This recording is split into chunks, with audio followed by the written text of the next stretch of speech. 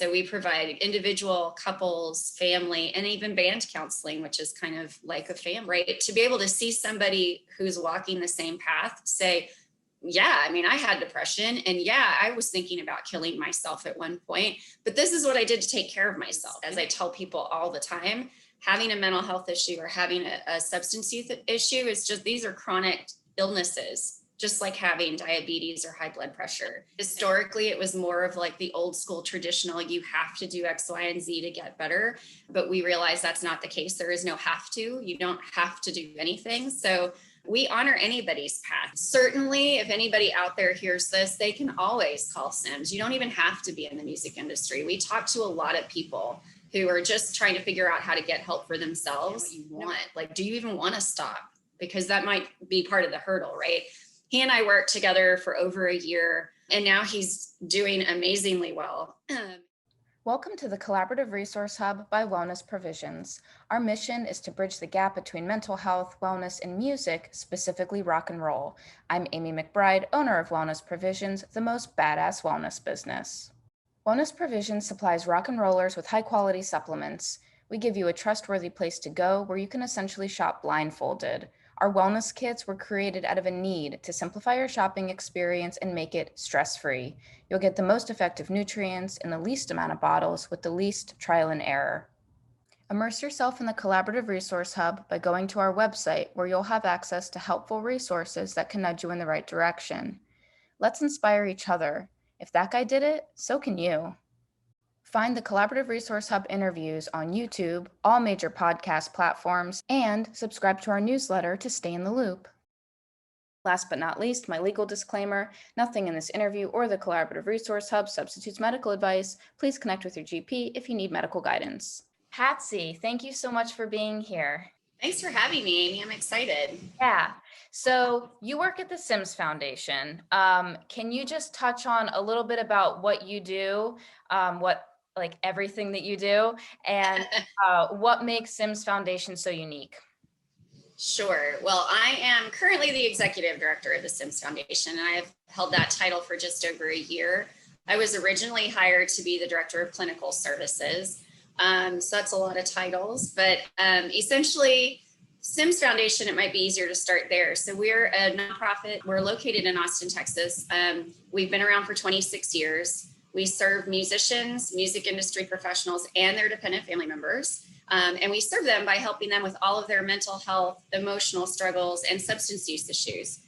So we offer every level of care that the United States healthcare system has for those things, along with other supports that are not part of the healthcare system, to help people in their path to either kind of get over a hurdle that they're experiencing right there in the moment, or maybe a lifelong struggle that they've had with mental health, or move into recovery from their substance use issues. So as the director of clinical services, my role was really to create policy and procedure around that, make sure that we were, managing our funds well, so that we never run into problems where we can't serve someone, as well as actually serving clients. So I had a lot of direct contact with clients, helping them, whatever their needs were, doing counseling, supporting loved ones, that sort of thing. As the executive director, sort of my primary goal, I think, for any nonprofit executive director is fundraising. I mean, as a nonprofit, that's what we survive on, is fundraising. So that's the main focus. But because of the pandemic and the lack of ability to fundraise the way we normally would, we've chosen not to hire my replacement in the director of clinical services role. So I've been doing both roles for about 2 years now, just to ensure that we can keep serving people as they need to be served. Yeah. And so are you cashing in on any of the services that you guys offer for yourself? No one's ever asked me that question. That's a great question. No. But, I'm so fortunate to work with the 2 other people on our clinical team.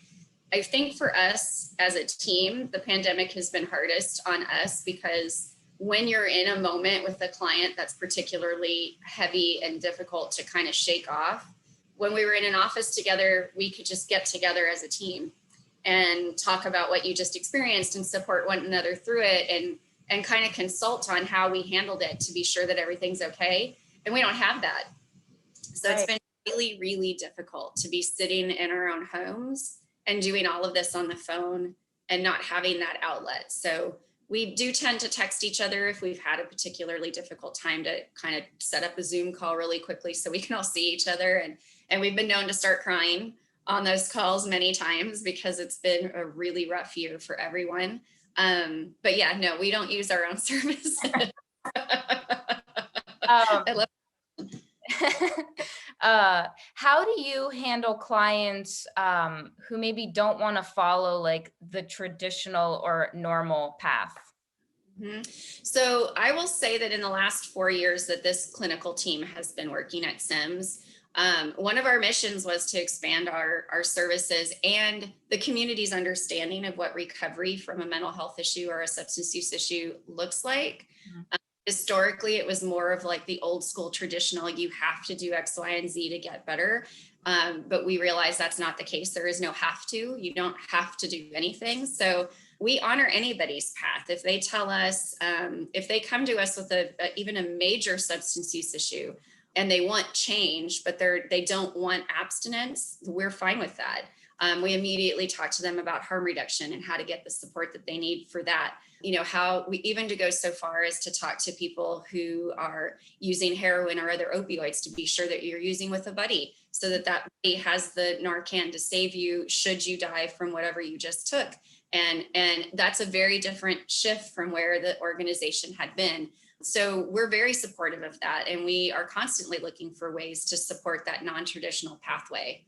Yeah, that's awesome. That's really, I mean, that's important because you're meeting people where they are instead of Yes. trying to pretend or make them somewhere that they're just not ready to be, and then they're not going to have the kind of success. Exactly. I mean, what you see time and again when you force people into, especially on the substance use side, when you tell people you have to go to rehab, they don't have to go to rehab. You Hmm. can get that kind of information and support through other avenues. You don't have to go into a locked facility for 30 days. That's not mandatory. It helps a lot of people. It doesn't help others. There's many that we've worked with who have a job. They've been a very functional person dealing with their substance use issue. They have a job, they have their family. They can't afford to go away for 30 days.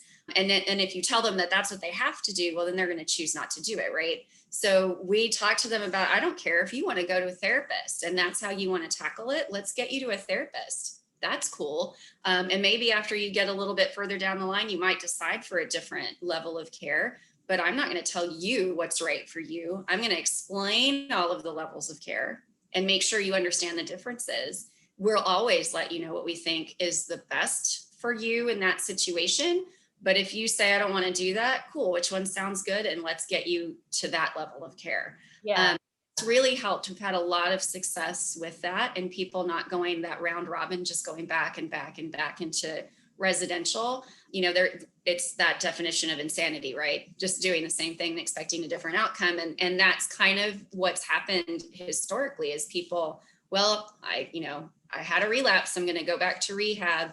When that happens and they come to us like that, we just say, why? Like, at this point, when you've gone that many times, you probably can actually facilitate the group. So why, what are you going to get out of that really? Right.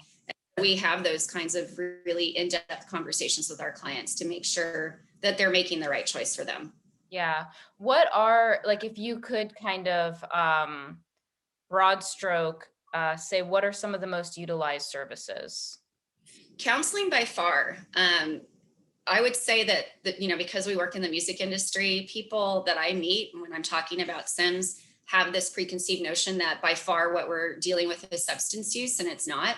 That's less than 5% of our clients are coming to us specifically with that as their primary issue. So it's counseling by far. A lot of counseling. So we provide individual, couples, family, and even band counseling, which is kind of like a family. So we offer all of that for them. And that's definitely the most used and the most valued, I think. People have gotten so much out of being able to get to the right counselor. Cool. Can you share like any stories of any of your clients who have made just incredible 180s?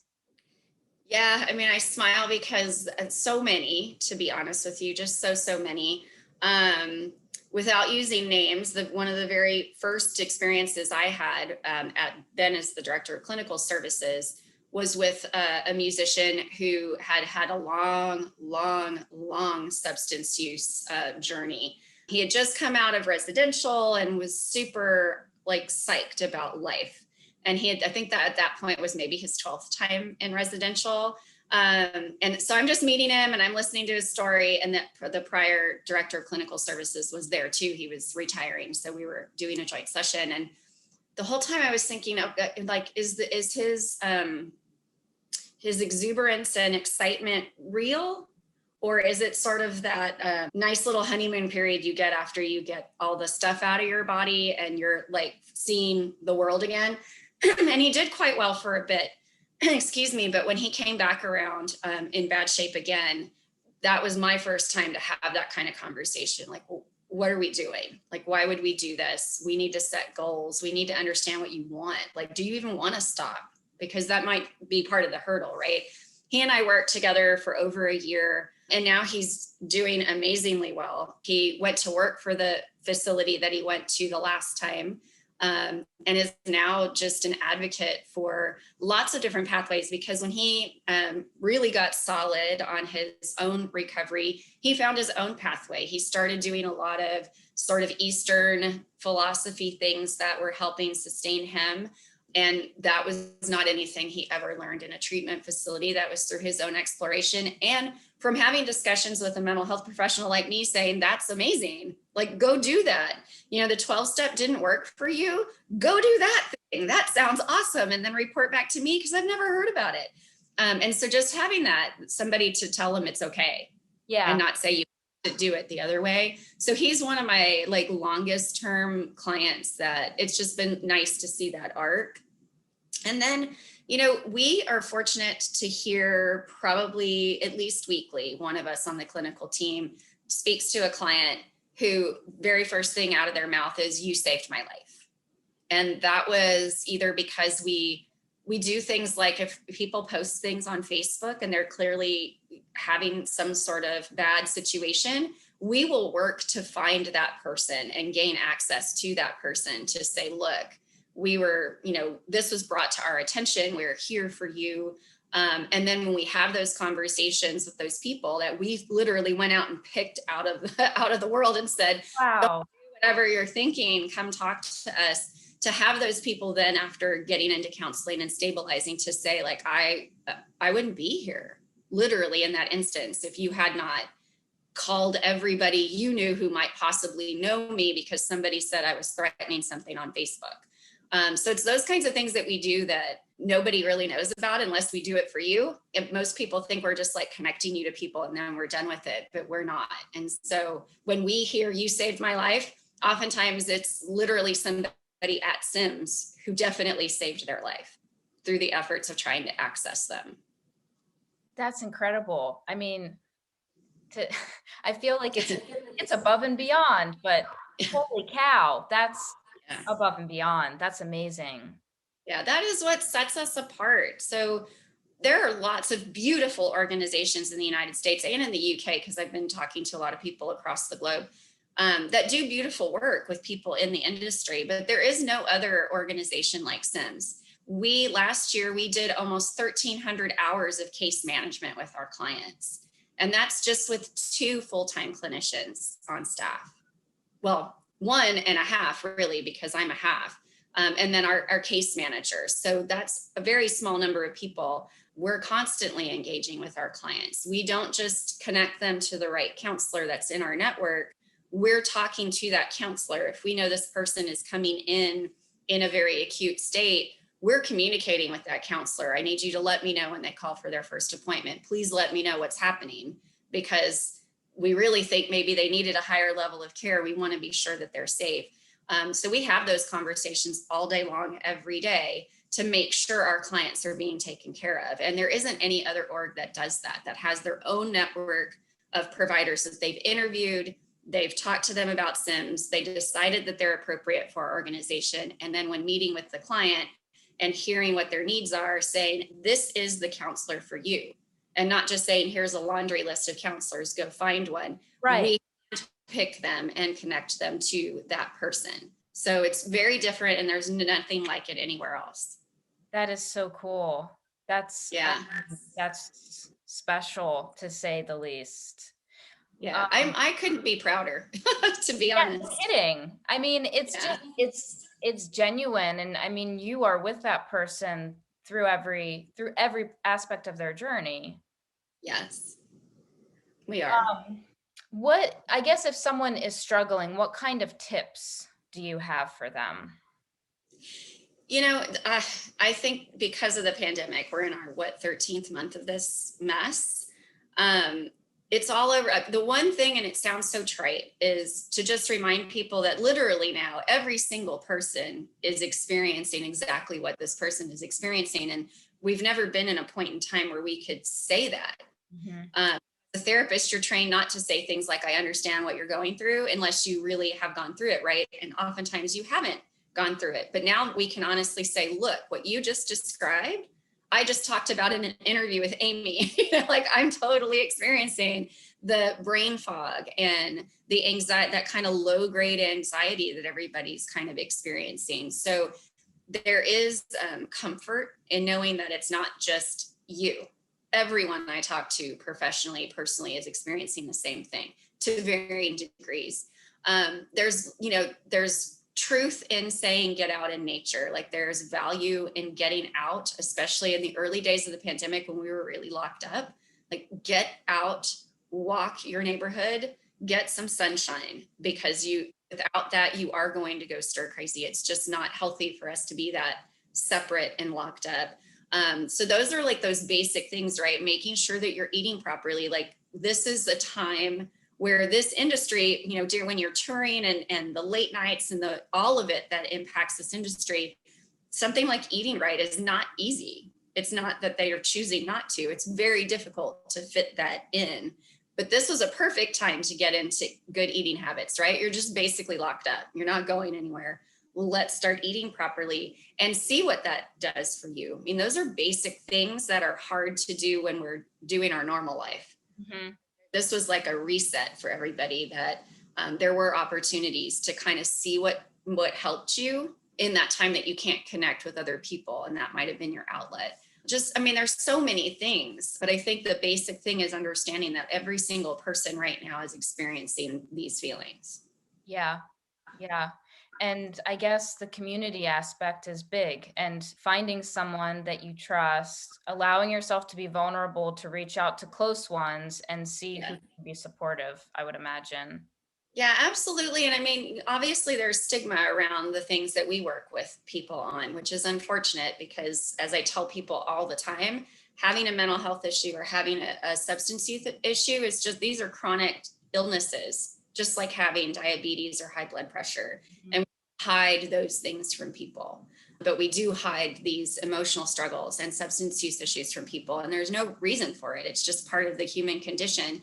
So I think that having the ability to be vulnerable and share those things not only helps the individuals struggling with them, it helps everybody around them who are struggling in silence, right? To be able to see somebody who's walking the same path say, yeah, I mean, I had depression, and yeah, I was thinking about killing myself at one point, but this is what I did to take care of myself. And it might be traditional therapy. It might not have been. The person may have found absolute balance by doing yoga and taking vitamins.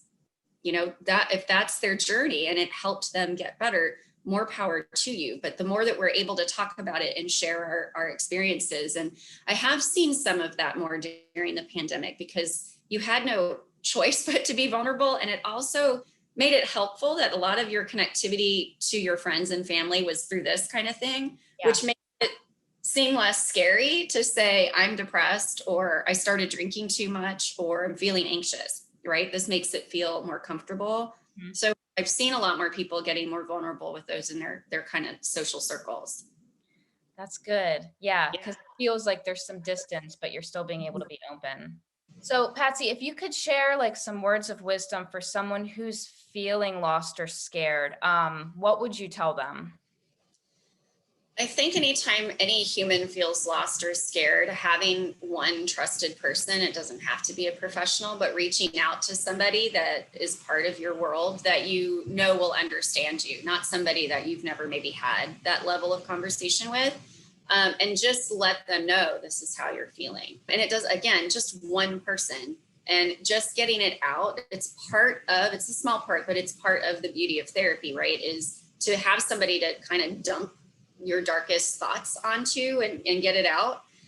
That right there is such a helpful feeling to just be like, oh, okay, I said it. And the sky didn't fall and nobody judged me. The realization that right now, I think almost everybody's feeling a little level of fear.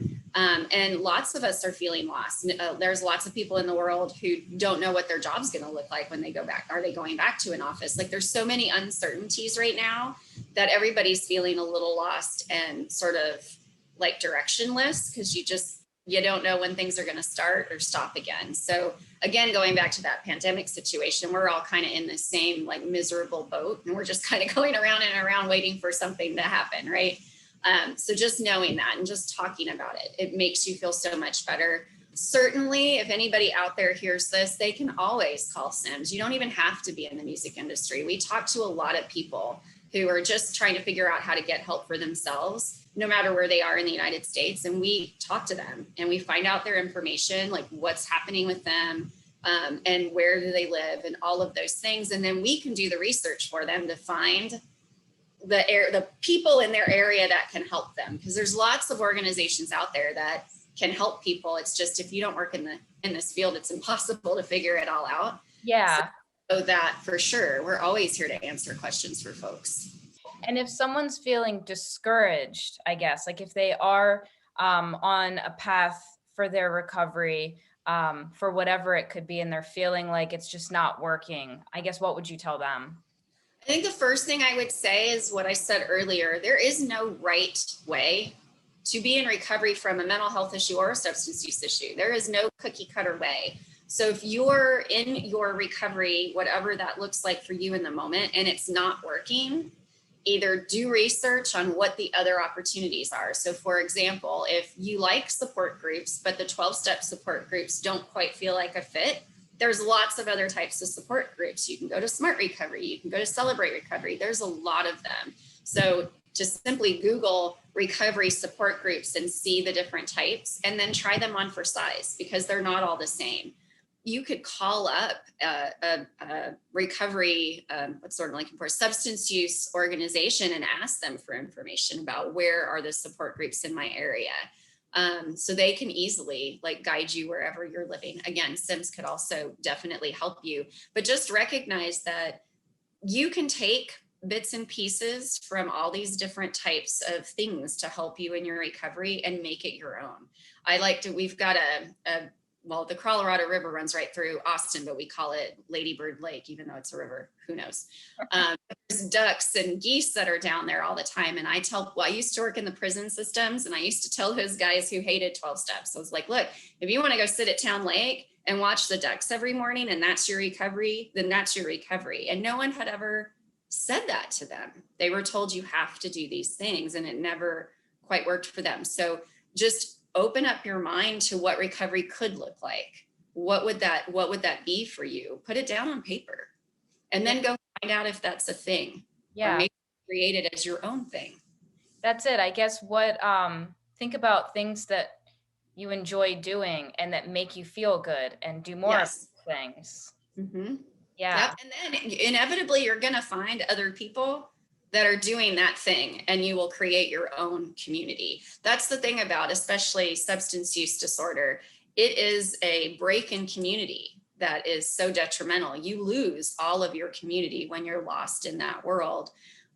So that's the key, is how do you find what your community looks like? And so if you're sitting at Town Lake staring at the ducks every morning and there's other people, strike up conversation, because I'll bet some of them are also doing that. They're trying to find their path to recovery.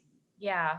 Yeah. And that's it. I mean, as you start to make changes, you will start to become more aligned with people who are interested in and implementing those same sorts of things. Absolutely. It's Absolutely. magnet. You don't have to go. Yeah, exactly. And you don't have to go to a support group for that. I mean, that's why support groups are helpful, right? It's instant community of like-minded and like experienced people. But if that particular thing doesn't work for you, go create your own. Yeah, that's cool. Do you have any like book or podcast recommendations that you've heard are good or that you know to be helpful? I suck at that. So we may not answer this question. I should have told you this because I read that yesterday when I was looking this over. I I listened to Dax Shepard's podcast because I love him. And that's all I listen to. So I'm not a podcast person and I read for escapism. So I only read fiction. Gotcha. So I'm never one that's good for that. And for me, like, and maybe this could be the answer if you wanted to edit it. Like for me, it's not those two things. For me, it actually is music. I know that may sound kind of fishy given what I do for a living and who I work with, but it's always been music. If I need support, if I need escape, if I need to change my mood, I turn to music. So I've never been a podcast or like self-help kind of book reader. Okay. Does SIMS have any that they maybe like recommend to people? Because like I chatted with a therapist and she sort of has a few that are generally her go-tos. The clinical staff at SIMS, when we're dealing with a client, most of our engagements are around understanding what their needs are and then finding out which is the best level of care and provider for that particular person.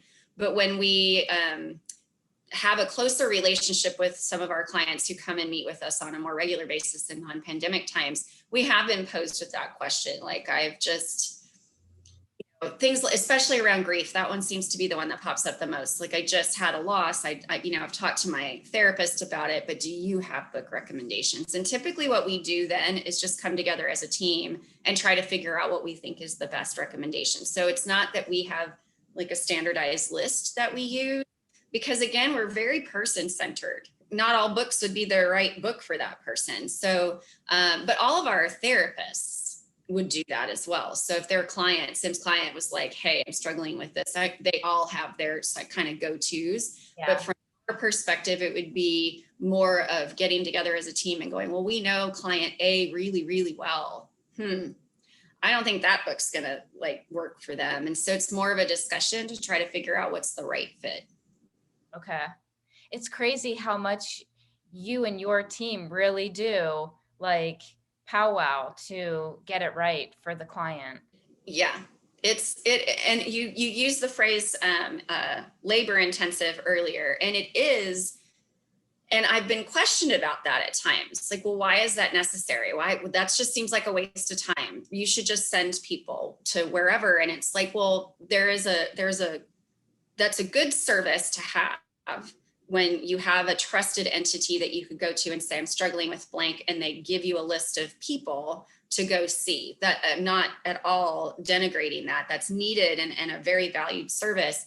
But that's never been the way that SIMS was created. We were created by musicians. I mean, these were the people who founded us, or the people in the industry, and they knew that what they needed. And they knew that that it wouldn't go well to just give people a list, and that it was helpful to have an organization to come to and say, I am in need, and I trust you to get it right and get me to the right person. And then what we do then is make sure that their family and friends know that they're safe, like if they go into a treatment facility. So it's important from a human standpoint for us, in our view, to be part of that community as a whole. And so we want to be sure that our clients are getting their needs met. Mm-hmm. It's not something that's frightening, that prohibits them from going and getting the care that they need, that they understand that these are providers that we've really actually interviewed and spoken to before we ever brought them in, that they know that we're part of their recovery, that we're there to support it fully from point one all the way until they decide they don't need it anymore. Yeah. Super important. And it is labor intensive, but we have such beautiful results with people getting stable and staying stable. and not going, for example, on the mental health side, we have people with severe mental health diagnosis that are our clients who prior to coming to SIMS used to go into a psychiatric facility 2, 3, 4 times a year, which is one of the most traumatic places you could ever find yourself. It is not restful. It is not peaceful. It's incredibly traumatizing. And those particular individuals have never gone to a psych hospital since this clinical team came on board, not once. And that's because the moment anything starts to look like it's declining, our providers know to call us and we all jump into action. What do we think is the best way to take care of this person so that they slide even further down the hill? Yeah. I mean, you guys are providing it's accountability and then really reducing just overwhelm that one is going at it alone. I mean, those are huge for success in the long run. Yes. And like I said earlier, in our particular behavioral healthcare system in the United States, it's incredibly difficult to navigate. And to try to navigate that when you're not stable it's just a ridiculous thing to expect people to do. So to just say, well, you have insurance, so go to somebody on your insurance plan without any recognition that the people who take the person's insurance may not have the skill set for their particular set of needs. Mm-hmm. So they could go to therapy, but it's not the right therapist. And then what happens there is now they're turned off from therapy and they don't want to do it anymore. Here's your insurance and your copay is the same as it would be for your primary care physician. So it's equitable, right? No, because you see your therapist weekly and you see your primary care physician maybe 6 times a year. So it's not equitable. So there's all these layers of difficulty that we eradicate. I don't care if you've got an insurance plan and we have a provider that takes your insurance and that provider is the right provider for you. Sure. And you can afford to use your insurance, the other key, then we'll connect you to that provider and you'll use your insurance. You're still our client though. So if that clinician should call us and say, this client is really decompensating, I need your help, we jump right back in. Yeah. But all the people that we have with insurance, I would say less than 10% can actually use it for their needs. Very, very, very difficult system we've got here. Yeah. What's your favorite quote?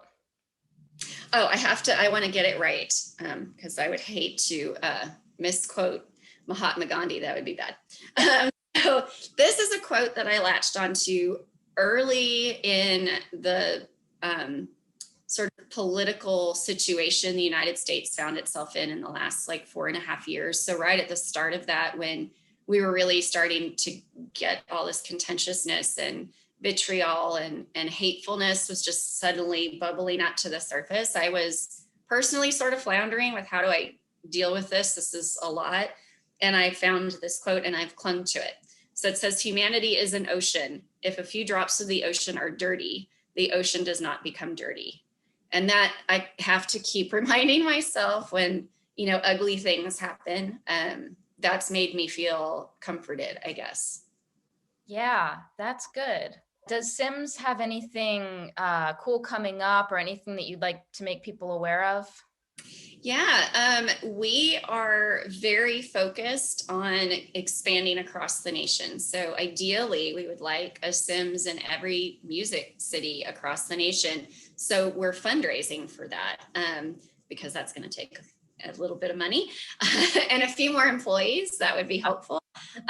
So definitely, if you're interested in what we've talked about and see value in what I've described, check out our website, which is at simsfoundation.org. And if you like that even further and would like to donate, then it's simsfoundation.org/donate. That would be amazing. I would also just throw out there that if you're in the music industry and you happen to be watching this, or you're in some other industry but want to support this, by all means, you can email us. It's info@simsfoundation.org. I'm happy to answer any questions about what we do, how we do it, why it's important. And then I would like to just repeat that if you are out there and you're struggling with any of these issues, don't hesitate to reach out to SIMS. We're happy to schedule a time to call you, talk about your particular situation, and try to help you navigate your system in whatever city you're in until we're able to open up an office there and help you in person. Cool. Amazing. Thank you. Yeah, holy cow. It's just the personal connection that you guys have. I mean, like you said, you're the only ones that do that. It's phenomenal. And thank you for letting people know that you guys are available for them if they need help. Yeah, thanks for having us on so we can spread that information. Yeah. All right. I'll talk to you soon. Thank you, Patsy. All right, thanks, Amy. Bye-bye. Bye.